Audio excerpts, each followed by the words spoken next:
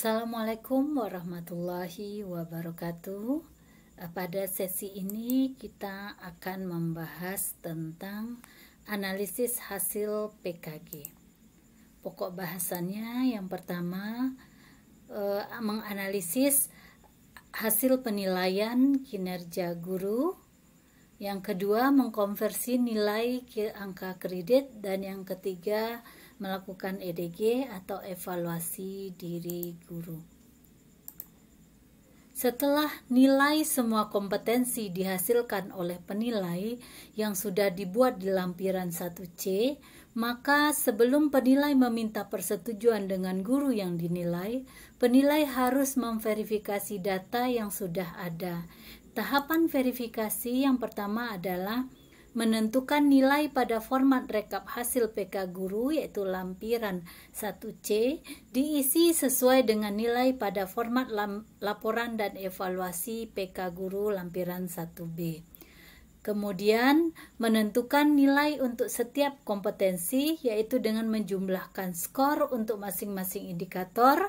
Kemudian menentukan persentase pada kompetensi dimaksud dengan menjumlahkan nilai pada indikator dibagi skor maksimum, dan selanjutnya mengkonversikannya ke nilai 1, 2, 3, atau 4.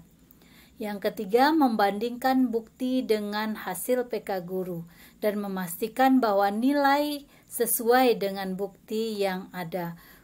Untuk tahapan ketiga, ini tahapan menganalisis. Petunjuk analisisnya adalah yang pertama, lihat catatan. Ya, jadi lihat catatan pengamatan dan penilaian yang telah dibuat untuk kompetensi yang telah disediakan. Catatan ini adanya di lampiran 1B. Kemudian bandingkan skor yang telah yang ditetapkan untuk setiap indikator dengan bukti dalam catatan pengamatan. Kemudian untuk setiap pernyataan indikator, tetapkan apakah skor yang diberikan sesuai atau tidak sesuai dengan bukti catatan pengamatan yang disediakan. Nah, misalnya ini contoh catatan pengamatan untuk kompetensi 6 dan kompetensi 2. Ini selama pengamatan saja dilihatkan di sini. Ini hasil pengamatannya, ada beberapa poin, ada aktivitas guru dan aktivitas peserta didik. Ini merupakan catatan atau fakta atau bukti selama pengamatan. Kita akan mencocokkan catatan-catatan yang di sini sesuai dengan penskoran yang kita lakukan. Oke, ini untuk skor atau indikator yang kita skor. Yang pertama, guru menggunakan pertanyaan untuk mengetahui pemahaman dan menjaga partisipasi peserta didik dan seterusnya. Ini kita skor 2. Jadi kalau kita skor 2 berarti buktinya itu minimal 4. Untuk mencocokkan apakah benar kita menilai ada buktinya 4 atau skornya ini 2 di sini, tentu kita lihat lagi di catatan hasil pengamatan. Jika memang ada 4 kegiatan guru yang berhubungan dengan skor tadi, ya, dengan skor tadi yang kita skor tadi di indikator 1, jumlahnya memang 4, berarti nanti indikator 1 memang benar, skornya 2. Begitu seterusnya sampai habis indikator untuk kompetensi 6. Untuk lebih jelasnya kita buatkan format untuk verifikasi. Ini lampiran ini tidak ada di dalam instrumen PK Guru, tidak ada, hanya untuk membantu Bapak Ibu memverifikasi apakah penskoran yang dilakukan terhadap indikator ini sudah sesuai atau tidak sesuai. Jadi kalau sudah sesuai, diberikan nomor pengamatan, nomor mana saja yang ada tertera pada hasil pengamatan tadi. Kalau sesuai misalnya skornya 2, tentu nomor hasil pengamatannya ada minimal 4 di sini, ya. Begitu seterusnya. Setelah diverifikasi, ternyata nilai skor yang ada sudah sesuai, maka nanti baru lampiran 1C yang berisi 14 kompetensi untuk guru mata pelajaran atau guru kelas ini dikonversi ke angka kredit, ya.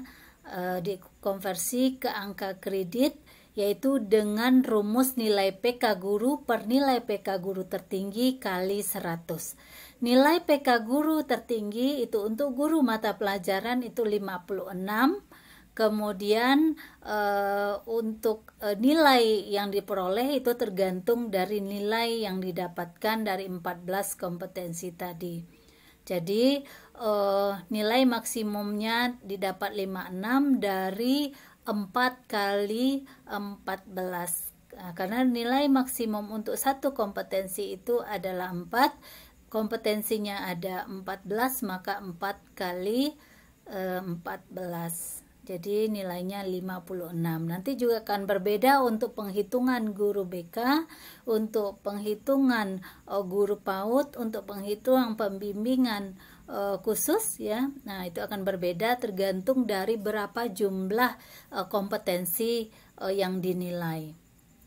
Setelah didapatkan nilai PKG yang konversi 100, maka akan dikonversi ke dalam sebutan persentase perolehannya. Kemudian sudah ada sebutan dan angkanya, persentasenya nanti dimasukkan ke angka rumus angka kredit. Jadi nanti sudah diperoleh NPK-nya, masukkan ke rumus angka kredit. Oke, jadi ini konversi nilai PK guru ke skala 100 tadi, ya. Jadi nilai PK guru per nilai PK guru tertinggi kali 100. Oke. Nah, ini contoh, ya, contoh misalnya nih lampiran 1C yang berisi 14 nilai kompetensi yang rentangnya 1, 2, 3 dan 4, ya. Kalau kita lihat nih contohnya nilainya misalnya 38, kemudian nilai 38 tadi kita akan masukkan ke dalam rumus di sini, berarti nanti nilainya nilai PK guru 100 ini 38 per 56 dikali 100. Kemudian kalau kita hitung di sini, kalau kita Bapak Ibu kita hitung, itu dapatnya 68. Ya, dapatnya 68. Untuk format penghitungan angka kredit ini ada dua versi. Yang pertama menggunakan buku 2 yang lama, yang kedua menggunakan buku 2 revisi. Nanti Bapak Ibu sesuaikan pemakaiannya. Jika sudah menggunakan yang revisi, berarti nanti formatnya bukan ini, ya. Tapi kalau masih menggunakan buku 2 sebelum revisi, format lampiran 1D-nya seperti ini. Jadi kalau kita lihat di sini berdasarkan hasil konversi 68, sebutannya 75%, ini merupakan NPK, kemudian dimasukkan ke angka kredit per tahun.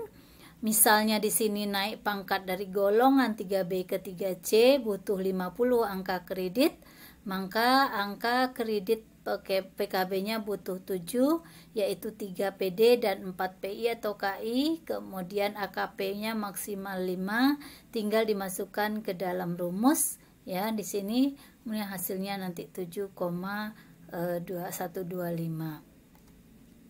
Oke, kalau kita sesuaikan nanti dengan buku yang edisi revisi, ya, buku 2 revisi, nilai PKG skala 100 tadi tidak langsung dikonversi ke presentasi nilai kinerja. Presentasi yang 68 tadi, yang skala nilai 68 tadi, tidak langsung dimasukkan ke dalam rumus, tetapi hanya diambilkan 70%. Ya, 10% lagi dari teman sejawat, kemudian 10% lagi dari peserta didik, dan 10% lagi dari wali murid atau orang tua peserta didik.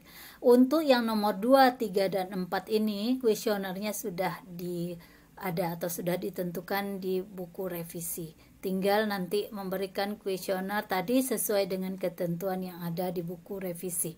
Jadi di sini misalnya dibuatkan saja 80, kemudian 73, 81, kita ambil 10%-nya, kemudian 68 tadi kita ambil 70%-nya, jumlahnya 71 ya, misalnya 71. Ya, kalau kita lihat nilai PKG-nya atau jumlah nilainya 71.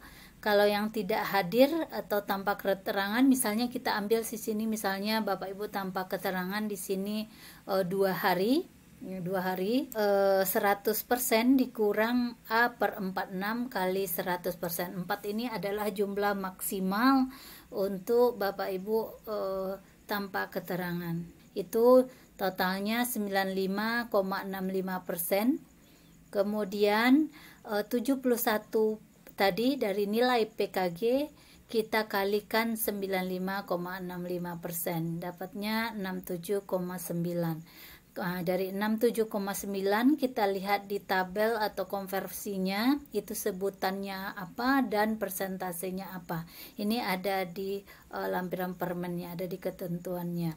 Jadi kalau nilai 67,9 itu sebutannya cukup dengan NPK-nya 75%. Kalau kita masukkan nanti ke sini NPK-nya 75%, AKK-nya, angka kredit kumulatifnya berapa, kemudian angka kredit dari PKB-nya berapa, dikurang angka kredit penunjangnya berapa, dikali JM per JWM. Kalau JM per JWM-nya sesuai dengan jam wajib mengajar, maka kalikan 1. Kemudian kali NPK 75% dibagi 4, dapatnya 7,12 ya. Kalau ini tadi diumpamakan AKK-nya 50, AKPKB-nya ada 7 dan AKP-nya ada 5.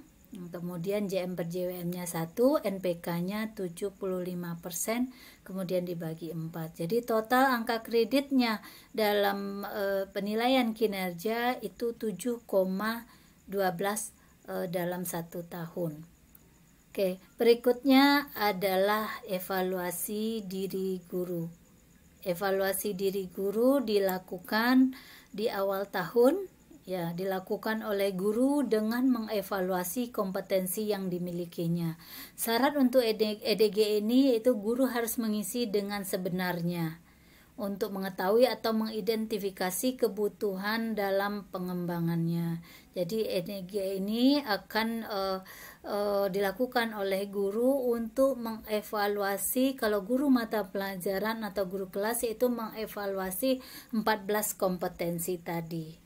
Oke, nah, ini format untuk hasil evaluasi diri terhadap kompetensi. Jadi dibuatkan di sini usaha yang dilakukan untuk pengembangan kompetensi selama 1 tahun terakhir apa saja dalam pengembangan diri, dalam karya ilmiah, dalam karya inovatif. Kemudian hasil atau dampaknya, kemudian 3 keberhasilan dalam melaksanakan tugas selama 1 tahun terakhir. Oke, jadi ini dideskripsikan ya, dideskripsikan. Baru nanti ditandatangani oleh guru dan ditandatangani oleh kepala madrasah dan koordinator PKB. Oke, nah ini format yang 14 kompetensi tadi. Jadi masing-masing kompetensi dengan beberapa indikator itu dievaluasi oleh guru.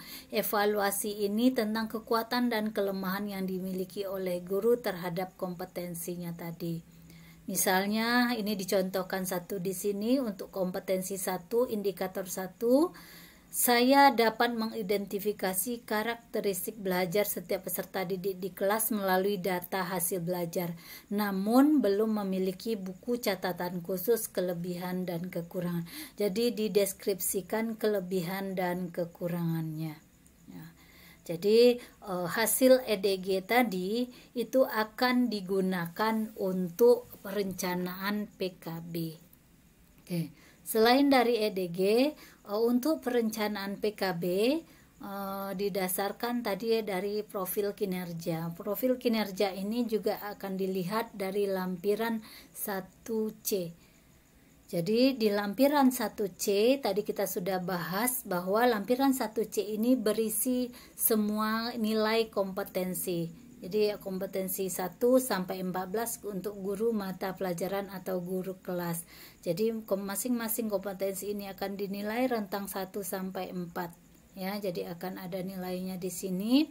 Kemudian berdasarkan nilai inilah nanti yang akan kita lihat apakah pengembangan guru itu dilakukan untuk yang bagian mana.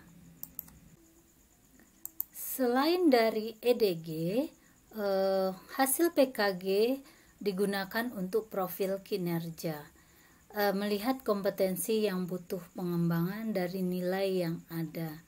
Untuk profil kinerja kita melihat dari lampiran 1C yaitu nilai dari 14 kompetensi bagi guru mata pelajaran. Untuk masing-masing kompetensinya nilainya bisa 1, 2, 3, atau 4. Jika nilai 1 berarti kompetensi tidak diterima. Jika 2 kompetensi di bawah standar. Jika 3 berarti kompetensi sesuai standar.